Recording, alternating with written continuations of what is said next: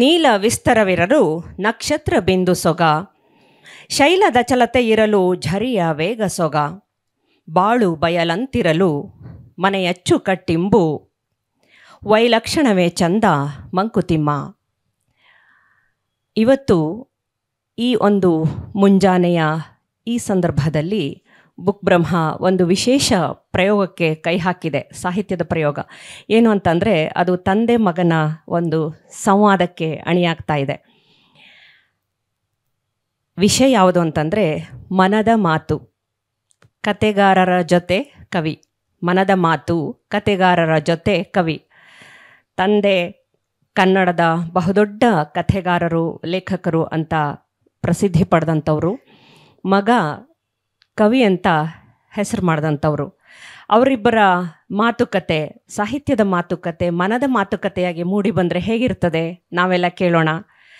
ಶ್ರೀಯುತ ಕುಂ ವೀರಭದ್ರಪ್ಪ ಅವರನ್ನು ಹಾಗೂ ಅವರ ಮಗ ಪ್ರವರ ಕೊಟ್ಟೂರು ಅವರನ್ನು ನಾನು ಬುಕ್ ಬ್ರಹ್ಮ ವೇದಿಕೆಯ ಪರವಾಗಿ ಆಹ್ವಾನಿಸ್ತಾ ಇದ್ದೇನೆ ಕಾರ್ಯಕ್ರಮಕ್ಕೆ. ಸ್ವಲ್ಪ ಈ ಥರದ ಒಂದು ಇಂಟ್ರ್ಯಾಕ್ಷನ್ ಸ್ವಲ್ಪ ಬೈಲಿಂದಲೇ ಕೂತಿದ್ದೀನಿ. ಅದು ಸಹಜವಾಗೇ ಅಪ್ಪನ ಜೊತೆ ಬಹುತೇಕ ಕೇಳಿಸ್ಕೊಂಡಂಥವನು. ಈಗ ಅವ್ರ ಜೊತೆ ಪ್ರಶ್ನೆ ಕೇಳುವಂಥದ್ದು ಇದೆಯಲ್ಲ, ಆ ಪ್ರಕ್ರಿಯೆ ಸ್ವಲ್ಪ ಮಟ್ಟಿಗೆ ಒಂದು ಮಟ್ಟಿಗೆ ಭಯ ಅಂತೂ ಇದೆ. ಆ ಥರದ್ದೊಂದು ಕನ್ವರ್ಸೇಷನ್ನ ನಾವು ಮೋಸ್ಟ್ ಪ್ರಾಬ್ಲಿ ಇದ್ದೀವಿ. ರಾಜಕೀಯದ ಬಗ್ಗೆ ಮಾತಾಡ್ತೀವಿ, ಸಾಹಿತ್ಯದ ಬಗ್ಗೆ ಸಹಜವಾಗೇ ಮಾತಾಡ್ತೀವಿ. ಕೇಳಿದ್ದೀನಿ, ತುಂಬ ಕೇಳಿಸ್ಕೊಂಡಿದ್ದೀನಿ ಕುಮಾರವ್ಯಾಸನ್ನ, ಪಂಪನ್ನ. ಅದನ್ನು ಓದ್ಬೇಕಾದ್ರೆ ಮೈಯೆಲ್ಲ ಜುಮ್ ಅಂತ ಕೇಳಿಸ್ಕೋಬೇಕಾದ್ರೆ, ಅವ್ರು ಓದಬೇಕಾದ್ರೆ ಮೈಯೆಲ್ಲ ಈ ಕೂದಲೆಲ್ಲ ನಿಮರುವಂಥದ್ದು, ಆ ಥರದ್ದು ಭಾಳ ಒಂದಿಷ್ಟು ಎಕ್ಸ್ಪೀರಿಯನ್ಸಸ್ ಆಗಿದೆ. ಅದಾದಮೇಲೆ ಒಬ್ಬ ಇಲ್ಲಿ ಎರಡು ಥರದ ಒಂದು ಬೆನಿಫಿಟ್ಸ್ ಅಂತ ಕರ್ಕೋಬೋದು ನನಗೆ. ಮಗನಾಗಿ ಆ ಮಗನಿಗೆ ಸಿಗಬೇಕಾಗಿರುವಂತಹ ಒಂದು ಏನಿದೆ ಆ ಪ್ರೀತಿ, ಕುಂವಿ ಪ್ರೀತಿ ಸಿಗಿರೋದು ಒಂದು. ಆಮೇಲೆ ಓದುಗನಾಗಿ ಆ ಓದಿನ ಬೇರೆ ಬೇರೆ ರುಚಿಗಳನ್ನು ಕೂಡ ನಾನು ಸೌದಿದ್ದೀನಿ.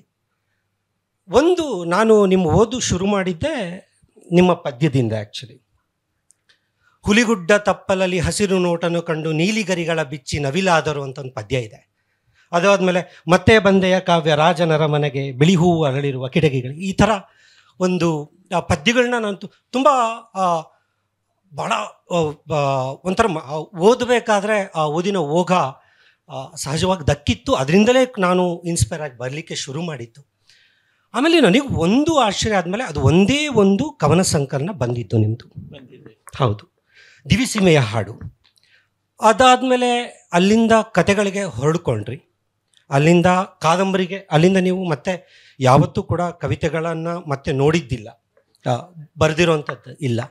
ಯಾಕೆ ಹೀಗೆ ಚೇಂಜಸ್?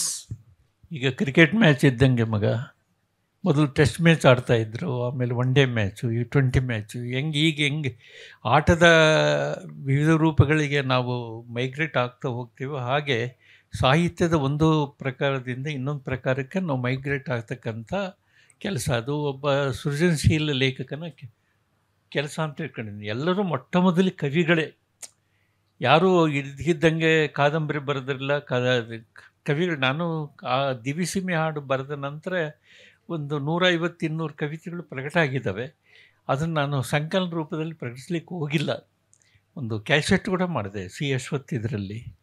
ಆಮೇಲೆ ನಾನು ಕತೆ ನನ್ನನ್ನು ರೂಪಿಸ್ತೋ, ಕತೆಗೆ ನನ್ನನ್ನು ರೂಪಿಸ್ತೋ ಅನಿಸುತ್ತೆ. ಕತೆಗಳನ್ನು ನನಗೆ ಕಲಿಸಿದ್ದೇ ನಾನು ಇದ್ದಂಥ ಪರಿಸರ.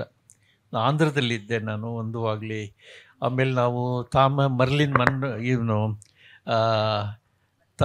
ಆಂಥ್ರೋಪಾಲಜಿಸ್ಟ್ ಒಬ್ಬರಿದ್ದಾರಲ್ಲ, ಅವರು ಪ್ರಭಾವಕ್ಕೊಳಗಾಗಿರ್ತಕ್ಕಂಥನು. ನಾನು ಚಳವಳಿಗಳ ಹಿನ್ನೆಲೆ ಬಂದಂಥ ಲೇಖಕ. ಆಮೇಲೆ ಈ ರಾಮನೂರ್ ಲೋಹಿಯ ಇತ್ಯಾದಿರ ಪ್ರಭಾವ ನನ್ನ ಮೇಲೆ ಇದ್ದದ್ರಿಂದ ನಾವು ಹಳ್ಳಿಗಳಿಗೆ ಆದ್ಕೊಂಡು ಹೋದ್ವಿ. ಎಂಥ ಹಳ್ಳಿಯನ್ನು ನಾನು ಆಯ್ಕೊಂಡೆ ಅಂತ ಹೇಳಿದರೆ, ಅಲ್ಲಿ ಅಕ್ಷರ ಇರಲಿಲ್ಲ, ಜಾತಿ ವ್ಯವಸ್ಥೆ ಇದ್ದಂಥ ಮತ್ತು ಒಂದು ಸಣ್ಣ ಕೆಲಸಕ್ಕೆ ಕೊಲೆ ಮಾಡ್ತಕ್ಕಂಥ ಒಂದು ಸವರನ್ ಬ್ರ್ಯಾಂಡಿ, ಒಂದು ಬಿರಿಯಾನಿ ಕೊಡಿಸಿದ್ರೆ ಸಾಕು, ಒಂದು ಕೊಲೆ ಮಾಡ್ತಕ್ಕಂಥ ಒಂದು ಸಾಮಾಜಿಕ ವ್ಯವಸ್ಥೆ ಅಸ್ತಿತ್ವದಲ್ಲಿದ್ದಂಥ ಊರು. ಅಲ್ಲಿ ಹೋದಾಗ ನಾನು ಫಸ್ಟ್ ಮೊದಲು ನಾನು ದಲಿತ ಮಕ್ಕಳಿಗೆ ಶಿಕ್ಷಣ ಕೊಟ್ಟಂಥ ಒಂದು ತೃಪ್ತಿ ನನಗೆ ಇದೆ ಅಲ್ವಾ. ಅದನ್ನ ಮಾಡ್ತಾ ಹೋದೆ. ಕಥೆಗಳನ್ನು ಬರೆದು ಕಾದಂಬರಿ ಶಿಫ್ಟ್ ಆದೆ. ನೀನು ಈ ಕವಿತೆ ಬರಿತಕ್ಕಂಥವನ್ನೇ ಈಗ ಕಥೆಗಳನ್ನ ಬರೆದಿದ್ದೀಯಾ ಅಲ್ವಾ, ನೆಕ್ಸ್ಟ್ ನೀನು ಕಾದಂಬರಿ ಬರೀಬೇಕು. ನಾನು ಕಾದಂಬರಿ ಬರೆದೆ. ಆ ಕಾದಂಬರಿ ಹೆಂಗೆ ಬರೆದೆ ಅಂತ ಹೇಳಿದರೆ, ಯಾವುದೋ ಒಂದು ಅಚಾನಕ್ ಒಬ್ಬ ಇಂಪಾರ್ಟೆಂಟ್ ಗೆಳೆಯ ನೀನು ಕಾದಂಬರಿ ಬರೋದಿಲ್ಲ ಅಂತ ಹೇಳಿದಾಗ, ನಾನು 8 ದಿನದಲ್ಲೇ ಒಂದು ಕಾದಂಬರಿ ಬರಿತೀನಿ. ಅಂದರೆ ಇನ್ನೊಂದು ಮುಖ್ಯವಾಗಿರ್ತಕ್ಕಂಥದ್ದು, ನಾನು ಇದ್ದಂಥ ಊರಲ್ಲಿ ರಸ್ತೆ ಇರಲಿಲ್ಲ, ನೀರಿರಲಿಲ್ಲ, ಆಮೇಲೆ ಅತ್ಯಂತ ದುರ್ಬಲವಾಗಿರ್ತಕ್ಕಂಥ ಮನೆ, ಕೆಮ್ಮಿದ್ರೆ ಚೇಳುಗಳು ಮೇಲಿಂದ ಕೆಳಗಡೆ ಬೀಳ್ತಾ ಇದ್ವು, ಆಗಾಗ್ಗೆ ಹಾವುಗಳು ಬಂದು ಒಳಗಡೆ ಸೇರ್ಕೊಳ್ತಾ ಇದ್ವು, ಕರೆಂಟ್ ಇಲ್ಲ, ಏನು ಇಲ್ಲದೆ ಇರತಕ್ಕಂಥ ಊರಲ್ಲಿ ಚಿಮಣಿ ದೀಪದ ಬೆಳಕಿನಲ್ಲಿ 8 ದಿನದಲ್ಲಿ ಒಂದು ಕಾದಂಬರಿ ಬರೆದೆ. ಇದು ಹೆಸರಿಲ್ಲಲ್ಲ ಅಂತ ಕೇಳಿದಾಗ ನನ್ನ ಮುಖ ಬರೆದು ಕಪ್ಪಾಗಿತ್ತು. ಚಿಮಣಿ ದೀಪದ ಬೆಳಕೆ ಹೊಗೆಯಲ್ಲಿ ಅಂತ ಆ ಕಾರಣ ಕಪ್ಪು ಅಂತ ಇಟ್ಟೆ. ಸಾಹಿತ್ಯ ಅಕಾಡೆಮಿ ಅವಾರ್ಡ್ ಕೂಡ ಬಂತದು. ಭಾಳ ಜನ ಬರೆದ್ರೆ ಅದ್ರ ಬಗ್ಗೆ ಎಚ್.ಎಸ್. ವೆಂಕಟೇಶ ಮೂರ್ತಿ, ಇದು ಕನ್ನಡ ಈ ಲೇಖಕನ ಮೊದಲನೇ ಕೃತಿ ಅಂತ ನಂಬಕ್ಕೆ ಸಾಧ್ಯನೇ ಇಲ್ಲ. ಆಮೇಲೆ G.S. ಕೇಶವರಾವ್ ಅಂತಕ್ಕಂಥ ಇದು ಕನ್ನಡಪ್ರಭದಲ್ಲಿ ಇದು 10 ಸಾರಿ ಓದಬಹುದಾದಂಥ ಕಾದಂಬರಿ ಬರೆದ್ರವರು. ಇದರಿಂದ ನನಗೆ ಆತ್ಮವಿಶ್ವಾಸ ಬಂತು. ನೀವೇನು ಮಾಡ್ತೀರಾ ಅಂದರೆ ಚನ್ನಬಸವಣ್ಣವ್ರ ಮನೆಗೇನೋ ಹೋಗ್ತೀರಿ. ಹೋದಾಗ ಪುರೂರ ಒಂದು ಸರ್ವೋದಯ ಅನ್ನೋ ಸ್ಕೂಲಲ್ಲಿ ಓದ್ತಾ ಇದ್ದ. ಸ್ಕೂಲ್ ಫೀಸ್ ಕಟ್ಟೋಕ್ಕಾಗುತ್ತೆ, ಆ ಟೈಮಲ್ಲಿ ಹಣದ ಸಮಸ್ಯೆ ಇದ್ದಿದ್ದರಿಂದ ಚನ್ನಬಸವಣ್ಣವ್ರು ಕೇಳ್ತೀರಿ, ಅಣ್ಣ ದುಡ್ಡು ಬೇಕಾಗಿತ್ತು, ಸರಿ ಒಂದು ಕಾದಂಬರಿ ರೆಡಿ ಇದೆ ಅಣ್ಣ ಕೊಡ್ತೀನಿ ಕೇಳ್ತೀರಿ. ಆದರೆ ಕಾದಂಬರಿ ರೆಡಿ ಇಲ್ಲ. ಅದು ಕಾದಂಬರಿ ಎಷ್ಟು ಪುಟ ಇದೆ ಅಂತ ಅಂದಾಗ ಆ ಶಾಮಣ್ಣದ್ದು ನನಗೆ ಒಂದು, ಯಾಕಂದರೆ ಭಾಳ ಅದ್ಭುತವಾದ ಕಾದಂಬರಿ. ನಾನೊಂದು 2 ಸರಿ ಖಂಡಿತವಾಗಿ ಓದಿರ್ಬೋದು. ನನಗೆ ಆ ಕಾದಂಬರಿಯನ್ನು ಈ ಮನುಷ್ಯ ಒಂದು ಸರಿ ಹೆಂಗೆ ಅಂತಂದರೆ, ಈಗ ಬರೀಬೇಕಾದ್ರೆ ನಮಗೆ ಆತ್ಮವಿಶ್ವಾಸ ಇರಲ್ಲ ಸಹಜವಾಗಿ. ಕಾದಂಬರಿ ಇಲ್ಲದೇ ಕಾದಂಬರಿ ರೆಡಿ ಇದೆ ಅಂತ ಹೇಳೋಂಥ ಒಂದು, ಅದಕ್ಕೇನಂತ ಕರಿತೀವಿ, ಕಾದಂಬರಿಕಾನಿಗೆ ಒಂದು ಧಿಮಾಕು ಅಂತಾರೋ ಅಥವಾ ನಂಗೆ ಗೊತ್ತಿಲ್ಲ, ಸಾರಿ ನಾನು ಆ ವರ್ಡ್ ಯೂಸ್ ಮಾಡಬಾರ್ದು, ಗೊತ್ತಿಲ್ಲ. ಆದರೆ ಆ ಥರದ್ದೊಂದು ಧೈರ್ಯ ಎಲ್ಲಿಂದ ಬರುತ್ತೆ? ಧೈರ್ಯ ಬರೋದು ಹಳೆಯ ಅಭಿಜಾತ ಕೃತಿಗಳನ್ನು ಓದೋದ್ರಿಂದ ಬರುತ್ತೆ. ನಮ್ಮೊಳಗೆ ಪಂಪ, ರನ್ನ, ಕುಮಾರವ್ಯಾಸ, ದಂಡಿ, ಬಾಣ, ಭಾರವಿ ಇವರೆಲ್ಲ ಇರೋ ಕಾರಣಕ್ಕೆ ನನ್ನ ಆಂತರಂಗಿಕ ಸೃಜನಶೀಲ ವ್ಯಕ್ತಿತ್ವವನ್ನು ರೂಪಿಸ್ತಕ್ಕಂಥ ಒಂದು ಸಾರಸ್ವತ ಪಡೆ ನನ್ನ ಅಂತರಂಗದಲ್ಲಿ ಇರೋ ಕಾರಣಕ್ಕೆ ನನಗೆ ಆ ವಿಶ್ವಾಸ ಬಂತದ್ದು. ಕಾದಂಬರಿ ಇಲ್ಲ, ಹೆಚ್ಚು ಸಂಭಾವನೆ ಸಿಗುತ್ತೆ ಅನ್ನೋ ಕಾರಣಕ್ಕೆ ಒಂದು 600 ಪುಟ ಅಂತ ಹೇಳಿದೆ. ಹೆಸರು ಶಾಮಣ್ಣ ಅಂತ ಹೇಳಿದೆ. ಅಲ್ಲಿ ಆ್ಯಕ್ಚುಲಿ ನಿಮ್ಮಮ್ಮ ಅಂದರೆ ನನ್ನ ಹೆಂಡ್ತಿ, ಅಂದರೆ ಯಮಸಂಧಿ, ಬೇಲೂರು ಹತ್ರ ಯಮಸಂಧಿಯ ಒಬ್ಬ ಅದ್ಭುತವಾಗಿರ್ತಕ್ಕಂಥ ಸುಂದರಿ. ಅಲ್ಲದೆ ಕಾದಂಬರಿನೇ ಇಲ್ಲ, ಅದು ಹೆಂಗೆ ಕಾದಂಬರಿ ಬರೀತೀರಿ ಅಂತ. ಇಲ್ಲಮ್ಮ ಬರಿತೀನಿ ಸುಮ್ಕಿರಂತ 10,000 ಕೊಟ್ಟರು, ಅದರಲ್ಲಿ 5,000 ಫೀಸ್ ಕಟ್ಟಿದೆ. ಆಮೇಲೆ ಜನವರಿ 7ನೇ ತಾರೀಕು ಕಾದಂಬರಿ ಬರೆಯೋಕ್ಕೆ ಶುರು ಮಾಡಿದಂಥ ಕುಮ್ಮೀರ್ ಭದ್ರಪ್ಪ ಅನ್ನೋ ನಾನು ಅದನ್ನು ಜನವರಿ 23ನೇ ತಾರೀಕು ಕಾದಂಬರಿ ಮುಗಿಸಿದೆ. ಆ ಕಾದಂಬರಿ ಮುಗಿಸೋದ್ರೊಳಗೆ 7 kg ತೂಕ ಕಡಿಮೆ ಆಗಿತ್ತು. ನನಗೆ 7 kg ತೂಕ ಕಡಿಮೆ ಆಗಿತ್ತು. ನಾನು ಊಟ ಮಾಡಿದ್ದೆ ಅಂದರೆ ರಾಗಿ ಗಂಜಿ, ಅಂಬಳಿ ಮಾಡಿಕೊಡ್ತದೆ, ನಾನು ಕುಡಿತಾ ಇದ್ದೆ. ರಾತ್ರಿ 1 ಗಂಟೆವರೆಗೆ ಬರೀತಾ ಇದ್ದೆ.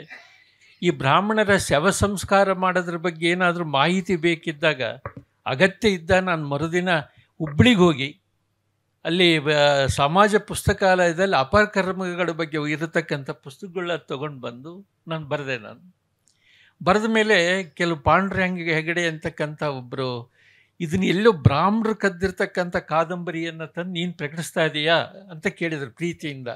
ಅಷ್ಟು ಕರಾರುವಕ್ಕಾಗಿದ್ದು. ನಾನು ಈ S.L. ಭೈರಪ್ಪನವರು 500-600 ಪುಟ ಬರೆಯುವಾಗ ಒಬ್ಬ ಶೂದ್ರ ಇದು ಸಮುದಾಯದಿಂದ ಬಂದಿರತಕ್ಕಂಥ ನಾನು ಯಾಕೆ ಹಿಂದುಳಿಬೇಕು ಅಂತ ಕಾದಂಬರಿ ಬರೆದೆ. ಅದು ಕಾದಂಬರಿ ಬರೆದೆ. ಆಮೇಲೆ ಅದು ಸಾಹಿತ್ಯ ಅಕಾಡೆಮಿ ಅವಾರ್ಡ್ ಬಂತು. ಅನೇಕ ಜನ ಅದನ್ನು ಮೆಚ್ಚಿದರು. ರಾಜೇಂದ್ರ ಚೆನ್ನಿ ಭಾಳ ಇಷ್ಟಪಟ್ಟರು. ಅದಾದ ರೀಪ್ರಿಂಟ್ ಆಗ್ತಕ್ಕಂಥ ಸಂದರ್ಭದಲ್ಲಿ ಇದು ಯಾಕೋ ನಾನು ಬರಿಬಾರ್ದಾಗಿತ್ತು ಅಂತ ಅನಿಸಿ 8 ತಿಂಗಳ ಕಾಲ ಹಗಲು ರಾತ್ರಿ ಕೂತ್ಕೊಂಡು ಅದನ್ನು ರಿರೈಟ್ ಮಾಡಿದೆ. 782 ಪುಟ ಕಾದಂಬರಿಯನ್ನು ಮತ್ತೆ ರೇಟ್ ಮಾಡಿದೆ. ಅದೇ ಅರಮನೆ ಬರೆಯುವಾಗ 15 ವರ್ಷಗಳ ಕಾಲ ದಕ್ಷಿಣ ಭಾರತದಲ್ಲಿ ಥಾಮಸ್ ಮನ್ರೋ ಎಲ್ಲೆಲ್ಲಿ ಅವನ ಕಾರ್ಯಕ್ಷೇತ್ರ ಎಲ್ಲಿ ಕೆಲಸ ಮಾಡಿದ, ಆ ಅರಸೊತ್ತಿಗೆಗಳು ಟಿಪ್ಪು ಸುಲ್ತಾನ್ ಅಂತಕ್ಕಂಥ ಒಂದು ಪ್ರಭಾವಿ ನಾಯಕ ಈ ಅಸ್ತಂಗತನಾದಾಗ ಒಂದು ಹುಟ್ಕೊಂಡು ನೋಡಿ, ಒಂದು ಊಳಿಗಮಾನ್ಯ ವ್ಯವಸ್ಥೆ, ಆ ಊಳಿಗಮಾನ್ಯ ವ್ಯವಸ್ಥೆಯ ಬಗ್ಗೆ ನಾವೆಲ್ ಬರೆದೆ ನಾನು, ಅರಮನೆ ಅಂತ 15 ವರ್ಷ ಬರೆದೆ. ನಾನು ಒಂದು ಕಾದಂಬರಿನ 7 ದಿನಗಳಲ್ಲಿ ಬರೆದರ ಉದಾಹರಣೆ ಇದೆ, ಇನ್ನೊಂದು ಕಾದಂಬರಿನ 15 ವರ್ಷಗಳ ಕಾಲ ಬರೆದೇ ಇದೆ. ಅದು ಕಂಡು ಒಬ್ಬ ಲೇಖಕನನ್ನು ರೂಪಿಸೋದು ಯಾವುದು ಅಂತ ಹೇಳಿದರೆ, ನಮ್ಮ ಒಳಗಿರ್ತಕ್ಕಂಥ ಈ ಪರಂಪರೆ, ಅಭಿಜಾತ ಕವಿಗಳು, ಅದು ಭಾಳ ಮುಖ್ಯವಾಗಿರ್ತಕ್ಕಂಥದ್ದು. ಪಂಪಾರನ್ನು ಕುಮಾರವ್ಯಾಸ ಓದ್ತಾ ಇದ್ದರೆ, ಕುಮಾರವ್ಯಾಸನ ಮಹಾಭಾರತ ಕರ್ನಾಟ ಭಾರತ ಕಥಾಮಂಜರಿ ನಾವು ಓದ್ತಾ ಇದ್ದರೆ, ಆ ಒಂದು ಇಮ್ಯಾಜಿನೇಷನ್, ನಾನು ಹೇಳ್ತಾ ಇರ್ತೀನಿ, ಇಮ್ಯಾಜಿನೇಷನ್, ಕಲ್ಟಿವೇಷನ್ ಆ್ಯಂಡ್ ಅಬ್ಸರ್ವೇಷನ್ ಒಬ್ಬ ಲೇಖಕನಿಗೆ ಬೇಕಾಗಿರ್ತಕ್ಕಂಥ ಸಾಮಗ್ರಿಗಳು ಇವು ನನ್ನಲ್ಲಿದೆ. ನಾನು ಕೇವಲ ಒಂದು ಮನೆಯೊಳಗೆ ಕೂತು ಬರೀತಕ್ಕಂಥ ವ್ಯಕ್ತಿ ಅಲ್ಲ, ಬೀದಿಯಲ್ಲಿರ್ತಕ್ಕಂಥ ವ್ಯಕ್ತಿ ನಾನು. ಈ ಸಮಾಜದ ನೋವು ನಲಿವುಗಳಿಗೆ ಸ್ಪಂದಿಸ್ತಕ್ಕಂಥ ವ್ಯಕ್ತಿ ಅಲ್ವಾ. ಇಷ್ಟೊಂದು ನಾನಿದ್ದಂಥ ಪ್ರಪಂಚ ಆ ಥರ ಇತ್ತು ಅದು ಆಂಧ್ರದಲ್ಲಿ. 1975 ಆ ಪ್ರದೇಶದಲ್ಲಿ ನಾನು ಆಂಧ್ರದಲ್ಲಿ ಏನಿದ್ದೆ, ಆಂಧ್ರದ ಒಂದು ಸಾಮಾಜಿಕ ವ್ಯವಸ್ಥೆ ಭಾಳ ಘನಘೋರವಾಗಿತ್ತು. ನನ್ನ ಜೊತೆ ಬಂದರೆ ಇಲ್ಲೆಲ್ಲ ಇದ್ದಾರೆ ಯಾಕಂದರೆ ನಾನು ಯಾಕೆ ಹೆಚ್ಚಿ ಬರದೆ ಅಂತ ಹೇಳಿದರೆ, ನನ್ನ ಹುಂಬತನ ಆಮೇಲೆ ಇದ್ದಕ್ಕಿದ್ದಂಗೆ ನುಗ್ಗತಕ್ಕಂಥ ಒಂದು ವ್ಯವಸ್ಥೆ, ಅಗ್ರೆಸಿವ್ ನೇಚರ್, ಈ ಕಾರಣಕ್ಕೆ ನಾನು ಬರೆದೆ. ನಾನು ಒನ್ ಮೋರ್ ಕ್ವಶನ್. ನನಗೆ ಯಾವಾಗಲೂ ಒಂದು ಅಚ್ಚರಿ ಕಾಣಿಸೋದು, ನಿಮ್ಮ ಗಾಂಧಿ ಕ್ಲಾಸ್ನ ನಾನು ಬಿಡುಗಡೆ ಹಾಕಿಂತ ಮುಂಚೆನೇ 3 ದಿನದಲ್ಲಿ ಓದಿದೆ. ಗಾಂಧಿ ಕ್ಲಾಸ್ನ ಡಿಗ್ರಿ ಇದ್ದೆ ನಾನು ಅವಾಗ. ಆ ಕಾದಂಬರಿ ಓದಬೇಕಾದ್ರೆ ನನಗೆ ಭಾಳಷ್ಟು ಕಡೆಗಳಲ್ಲಿ ಹೊಟ್ಟೆ ಉಣಾಗೋಷ್ಟು ನಕ್ಕಿದ್ದು ಕೂಡ ಇದೆ. ನನಗೆ ಗೊತ್ತಿಲ್ಲದೆ ಒಂದು ಸ್ವಲ್ಪ ಕಣ್ಣೀರು ಬಂದಿದೆ. ಅದು ಕಾರಣಕ್ಕೆ ಬೇರೆ ಬೇರೆ ಕಾರಣಗಳಿದ್ದಾವೆ. ಆದರೆ ಆ ಆತ್ಮಕಥೆ ಓದಬೇಕಾದ್ರೆ ಅಲ್ಲಿ ಬಹಳಷ್ಟು ಮುದುಕಿಯರು ಇಣಕ್ತಾರೆ. ನಿಂಗಮ್ಮ, ಸಿದ್ದಮ್ಮ ಇವರೆಲ್ಲ ಬರ್ತಾರೆ. ಆಮೇಲೆ ಅದಲ್ಲದೆ ನಿಮ್ಮ ಬೇರೆ ಬೇರೆ ಕಥೆಗಳನ್ನ ಅಥವಾ ಕಾದಂಬರಿಗಳನ್ನ ನೋಡ್ಕೊಳ್ತಾ ಹೋದಾಗ ಅಲ್ಲಿ ಮುದುಕಿಯರಿಗೆ ಆಗಿರುವಂಥ ಬೇರೆ ಬೇರೆ ತುಂಬ ಮುಖ್ಯವಾದ ಸ್ಥಾನ ಇದೆ. ಆಮೇಲೆ ನೀವು ಅವ್ರನ್ನ ಹೇಳಬೇಕಾದ್ರೆ ವಯಸ್ಸೆಷ್ಟು ಅಂತ ಹೇಳಬೇಕಾದ್ರೆ ಇವಳು ಅಷ್ಟು ಪುರಾತನಳು ಅಂತ ಪುರಾತನಳು ಅಂತಂದರೆ ನಿಮಗೆ ಅದರ ಅಂದಾಜಿಲ್ಲ, ಅಷ್ಟಿರಬಹುದು. ಯಾಕೆ ನಿಮ್ಮ ಕಾದಂಬರಿಗಳನ್ನ ಈ ಮುದುಕಿಯರು, ಈ ಸುಂದರಿಯರು, ಈವನ್ ರೀಸೆಂಟಾಗಿ ಕೂಡ ವಿಶ್ವಸುಂದರಿ ಅನ್ನೋಂಥ ಕಾದಂಬರಿ ಕೂಡ ಬಂತು. ಆಮೇಲೆ ಆ್ಯಕ್ಚುಲಿ ಲೇಖಕ ಅಂದರೆ ಹೆಣ್ಣುತನ ಯಾರಲ್ಲಿ ಹೆಚ್ಚಿರುತ್ತೋ ಅವನು ಒಳ್ಳೆಯ ಲೇಖಕ ಆಗಾನೆ. ಹೆಣ್ಣಿನ ನೋವು ನಲಿವಿಗೆ ಸ್ಪಂದಿಸ್ತಕ್ಕಂಥ ವ್ಯಕ್ತಿ ನಿಜವಾದ ಲೇಖಕ. ನನ್ನ ದೃಷ್ಟಿಯಲ್ಲಿ ಮಹಿಳಾ ಲೇಖಕರಲ್ಲಿ ಪುರುಷತನ ಇರಬೇಕು, ಪುರುಷ ಲೇಖಕರಲ್ಲಿ ಮಹಿಳೆ ಇರಬೇಕು. ಯಾಕೆ ಸಾಹಿತ್ಯ ಅಂತಕ್ಕಂಥದ್ದೇ ನೋವಿಗೆ ಸ್ಪಂದಿಸ್ತಕ್ಕಂಥ ಒಂದು ಅಂತಃಕರಣ ಜನ್ಯವಾಗಿರ್ತಕ್ಕಂಥ ಅಕ್ಷರ ಪ್ರಪಂಚ ಅದು. ಅದಕ್ಕಣ್ಣ ನಾನು ಆ್ಯಕ್ಚುಲಿ ನೀನು ಗೊತ್ತು, ನೀನು ಆ ಮುದುಕಿಯರನ್ನು ನೋಡಿದ್ದೀವಿ, ನನ್ನ ತಾಯಿ ನೋಡಿದ್ದೀಯ. ನನ್ನ ತಾಯಿಯ ಅಜ್ಜಿ, ಅವ್ರ ಅಜ್ಜಿ ನಾನು ನೋಡಿದ್ದೀನಿ. ನಾನು ಆಂಧ್ರದ ಒಂದು ವಾಗ್ಲಲ್ಲಿ ಕೆಲಸ ಮಾಡುವಾಗ ಜನಗಣತಿ ಬರೀತಕ್ಕಂಥ ಸಂದರ್ಭದಲ್ಲಿ ಒಬ್ಬ ಮುದುಕರನ್ನ ನಾನು ಇಂಟರ್ವ್ಯೂ ಮಾಡಿದಾಗ, ನಿನ್ನ ವಯಸ್ಸು ಅಷ್ಟು ಅಂತ ಕೇಳಿದಾಗ ವಯಸ್ಸು ಗೊತ್ತಿಲ್ಲ, ಅಕ್ಷರಗಳು ಗೊತ್ತಿಲ್ಲ ಅವರಿಗೆ, ಅಂಕೆ ಸಂಖ್ಯೆಗಳು. ತಮ್ಮ ಒಂದು 5 ಪ್ಲೇಗು, ಒಂದು 8 ಕಾಲರ ಅನುಭವಿಸಿನಿ, ಅದ್ರ ಮೇಲೆ ನೀನು ಲೆಕ್ಕ ಹಾಕಿ. ಇನ್ನೊಂದು ಮುದುಕಿ ಹೇಳೋದು, ನನ್ನ ಮೈ ಮೇಲಿರೋ ಚರ್ಮ ಸುಕ್ಕಿಲ್ಲ, ಆ ಸುಕ್ಕುಗಳನ್ನ ಎಣಸು ನೋಡೋಣ. ಆ ಎಣಸು ಇದ್ರ ಮೇಲೆ ನನ್ನ ಆಯುಷ್ಯ. ಒಂದು ಸುಕ್ಕಿಗೆ 10 ವರ್ಷ ಕಟ್ಟಿದರೆ ನನ್ನ ಮೈಯಲ್ಲಿ ಅಸಂಖ್ಯಾತ ಸುಕ್ಕುಗಳಿವೆ. ಅಂದರೆ ನಾನು ಇಷ್ಟು ಪುರಾತನಲು. ಇನ್ನೊಂದು ಮುದುಕಿ ಹೇಳಿತು, ನಾನು ಗಾದಲಿಂಗಪ್ಪ ತಾತ ಅಂತಕ್ಕಂಥ ದೇವರಿಗೆ ಎಲ್ಲಡಿಕೆ ಇಬ್ಬರು ತಿಂದೀವಪ್ಪ ಅಂತನ್ನೋದು. ಈ ಥರ ಒಂದು ಮುದುಕರು ಪ್ರಪಂಚ ಇರೋದು. ಆಮೇಲೆ ಆ ಮುದುಕರು ಎಷ್ಟರ ಮಟ್ಟಿಗಿದ್ರು, ನಮ್ಮ ಮನೆಯಲ್ಲೂ 3-4 ಮುದುಕರು ಇದ್ದರು. ಎಷ್ಟು ಜಗಳ ಆಡ್ತಾಯಿದ್ರು. ಓಣಿಗೆಲ್ಲ ಅವರು ನ್ಯಾಯಾಧೀಶರ ಥರ ಇದ್ದರು, ಪೊಲೀಸರ ಥರ ಇದ್ದರು, ಡಾಕ್ಟ್ರ್ ಥರ ಇದ್ದರು. ಅರ್ಥ ಆಯ್ತಾ? ಎಲ್ಲ ಈ ಮಾರ್ಕ್ವೇಜಂದು ನೀವು ಆತ್ಮಕಥೆ ಓದಿದರೆ ಅವರಪ್ಪ ವೆಟರ್ನರಿ ಡಾಕ್ಟರ್, ಅದು ಸಹ ಅಲ್ಲ, ದೇಶೀಯ ಪದ್ಧತಿಯ ವೆಟರ್ನರಿ ಅವನು ಇಲ್ಲಿ ಮಂತ್ರಿಸಿದ ಅಂತ ಹೇಳಿದರೆ ಎಲ್ಲೋ ಇರ್ತಕ್ಕಂಥ ದನದ ಕಿವಿಯೊಳಗಿರೋ ಹುಳುಗಳೆಲ್ಲ ಹೊರಗಡೆ ಹೋಗಿ ಆ ದನ ವಾಸಿ ಆಗ್ತಾ ಇತ್ತು ಅಂತ ಹೇಳ್ತಾನೆ ಅವನು.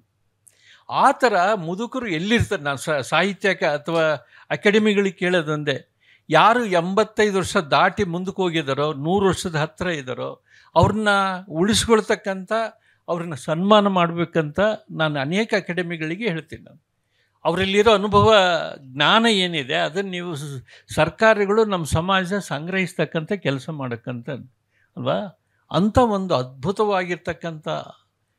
ಆಮೇಲೆ ನಾನು ಲ್ಯಾಟರಿನ ಕಾದಂಬರಿಯಲ್ಲಿ ಬರ್ತಾರೆ, ಅಜ್ಜಿ ಅದು ಲಿಂಗಮಜ್ಜಿ ಸಿದ್ದಮ್ಮಜ್ಜಿ ಅಂತ ಬರುತ್ತೆ ಅಲ್ವಾ.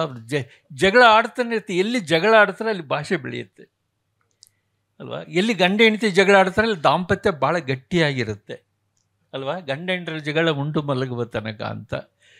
ಆ ಭಾಷೆ ಇಲ್ಲದೇ ಇದ್ದರೆ, ಜಗಳ ಇಲ್ಲದೇ ಇದ್ದರೆ ಭಾಷೆ ಬೆಳೆಯಲ್ಲ. ಇಂಗ್ಲೀಷ್ನಲ್ಲಿ ಓದಿದ್ರೆ ನೀನು ಜಗಳ ಆಡೋ ಅಂದರೆ ಇಂಗ್ಲೀಷ್ ಜಗಳ ಆಡೋಕ್ಕೆ ಬರಲ್ಲ, ಅರ್ಥ ಆಯ್ತಾ? ಅದೇನು ಹೇಳ್ತಾರಲ್ಲ ಹಾಗೆ ಅಂತಾರೆ ಅವರು, ಅದು ಬೈಯಕ್ಕೆ ಬರಲ್ಲ. ನಮ್ಮ ಕನ್ನಡದಲ್ಲಿ ಆದರೆ ಹಳ್ಳಿಗಳಿಗೆ ಹೋದರೆ ಗಂಟೆಗಟ್ಟಲೆ ಸರಸ್ವತಿ ವರಪುತ್ರರು ನಮ್ಮ ಹಳ್ಳಿಗಳಲ್ಲಿದ್ದಾರೆ ಅಲ್ವಾ.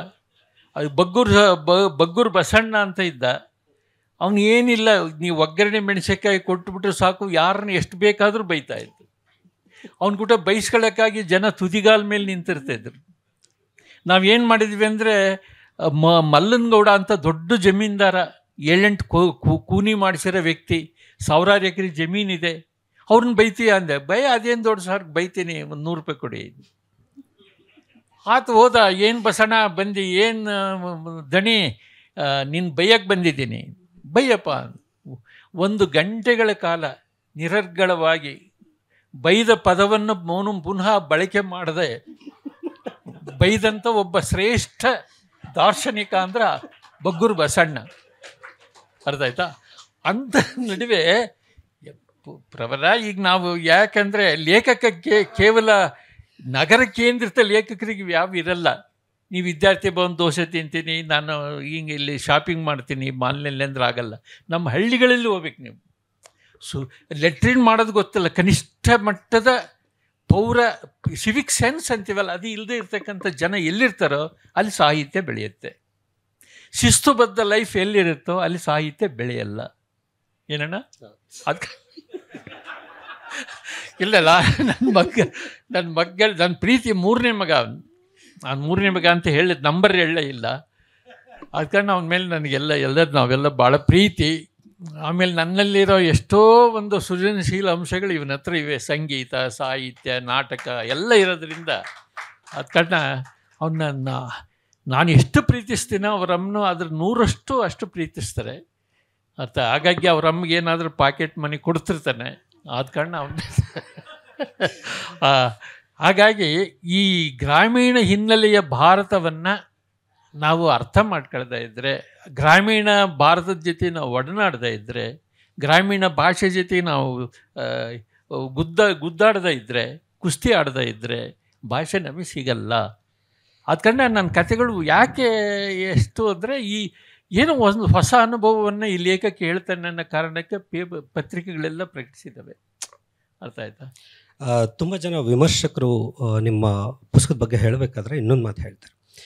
ಕುಂವಿ ಬರೀತಾ ಇರೋವಂಥದ್ದು ಅಂದರೆ ಈ ಥರದೊಂದು ಪ್ರಪಂಚ ಇಲ್ಲವೇ ಇಲ್ಲ ಅದನ್ನ. ಅಂದರೆ ಇದು ಇಷ್ಟು ಮಟ್ಟಿಗೆ ಒಂದು ಕ್ರೌರ್ಯ ಇರುವಂಥ ಜಾಗ ಅಥವಾ ಹಳ್ಳಿಗಳು, ಇಷ್ಟೊಂದು ಹಸಿವೆ ಇರುವಂಥದ್ದು, ಇಷ್ಟೊಂದು ಜಾತಿ ಕ್ರೌರ್ಯ ಇರುವಂಥದ್ದು ಯಾವುದೇ ಜಾಗ ಇರೋಕ್ಕೆ ಸಾಧ್ಯ ಇಲ್ಲ ನಮ್ಮ ಸುತ್ತಮುತ್ತ. ಇದನ್ನು